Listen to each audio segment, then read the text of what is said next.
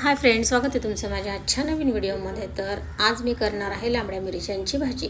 तर इथे दही घेतलेलं आहे, मिरच्या कट करून घेतलेल्या आहे. अशा पद्धतीने इथे सुके मसाले घेतलेले आहे. मिरचीची लाल मिरचीची पावडर घेतली आहे, कलरची धना पावडर, हळद, गरम मसाला आणि आपला किचन किंगचा थोडा मसाला, असं एक एक चमचे मी सगळे असे मसाले घेतले. ते कढईमध्ये तेल घालून घेतलेलं आहे.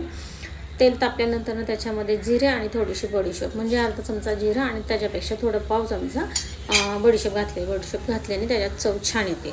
तर फर्स्ट टाईम ही भाजी मी ट्राय केलेली आहे. थोडंसं हिंग घातलेलं आहे आणि त्याच्यामध्ये आता आपल्या मिरच्या त्यात परतून घ्यायच्या आहेत. तर मी म्हटलं भरून मिरच्या आपण खूप वेळा केल्या आणि वेगवेगळ्या पद्धतीने केल्या, तर चला आज त्याच मिरच्या कट करून आपण त्याची भाजी करून खाऊया.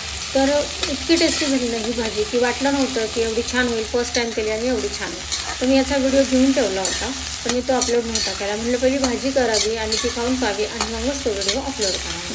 तर भाजी सगळ्यांनाच घरातल्यांना आवडली म्हणून हा व्हिडिओ मी अपलोड करत आहे. तर आता आपल्याला त्याच्यावरती थोडा वेळ झाकण ठेवून घ्यायचं आहे मिरचीवरती आणि त्यानंतर पुन्हा एकदा झाकण काढून थोडंसं मीठ चवीप्रमाणे त्यात घालून घ्यायचं आहे आणि पुन्हा आपल्याला त्याच्यावरती झाकण ठेवून घ्यायचं, जेणेकरून आपली मिरची व्यवस्थित अशी शिजेल. तर मी इथे पुन्हा त्याच्यावरती झाकण ठेवत आहे. 1 मिनिट झाकण ठेवल्यानंतर मिरची आपली व्यवस्थित शिजल्या गेलेली आहे. ती आता मी बाजूला काढून घेणार आहे आणि मिरचीच्या मसाल्याची आपण तयारी करायची आहे. तर इथे काढून ठेवलेलं आहे. तर इथे मी टॅमॅटो आणि कांदा कट करून घेतलेला आहे. इथे मी जिरे घातलेले आहे. त्याच्याचबरोबर आता मी इथे कांदा घालून घेणार आहे. तर कांदा एकच घेतलेला आहे छोटा आणि तो पण बारीक कट केलेला आहे.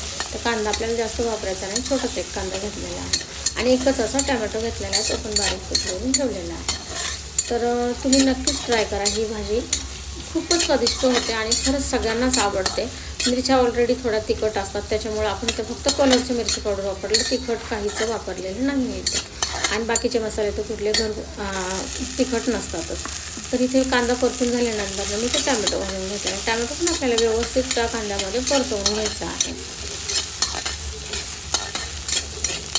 कांदा टॅमॅटो व्यवस्थित परतल्यानंतर आपल्याला आपले सुके मसाले त्याच्यामध्ये ॲड करायचे आहेत. तर इथे मी थोडं पहिलं मीठ घालून घेतलेलं आहे आणि ते व्यवस्थित असं कांदा टॅमॅटो त्याच्यामध्ये परतून घेतलेला आहे. आणि आता मी इथे आपले सुके मसाले सगळे त्याच्यामध्ये ॲड करणार आहे.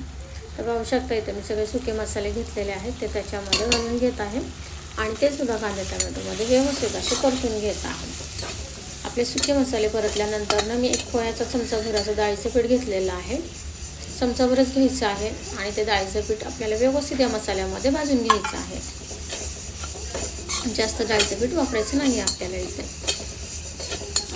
तर इथे व्यवस्थित आता डाळीचं पीठ मी त्या मसाल्यामध्ये परतून घेतलेलं आहे. आता थोडंसं पाणी घालून आपल्याला हे मसाले असे शिजवून घ्यायचे आहे.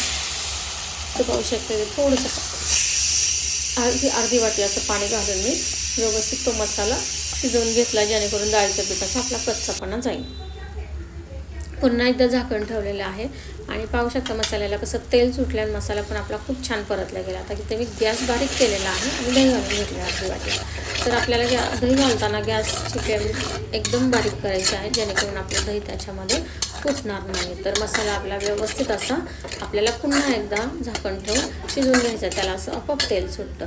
तर आता त्याच्यामध्ये मी झाकण ठेवून मसाला वगैरे परतून घेतला. त्याच्यामध्ये आता आपल्या परतलेल्या मिरच्या टाकून घेतलेल्या, त्या व्यवस्थित त्याच्यामध्ये मिक्स करून घेतलेल्या आहेत आणि आता त्याच्यावरती आपल्याला झाकण ठेवायचं आहे.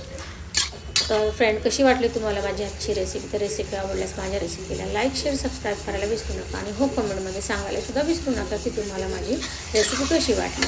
तर इथे मी अख्खा लिंबू पिळून घेतलेला आहे भाजीमध्ये.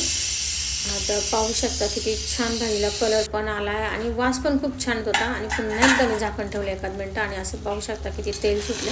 एकदम लोणच्यासारखी आपली भाजी तयार झालेली आहे. तर फ्रेंड, बाय. आता भेटूया पुढच्या व्हिडिओमध्ये. तोपर्यंत सगळ्यांना बाय बाय.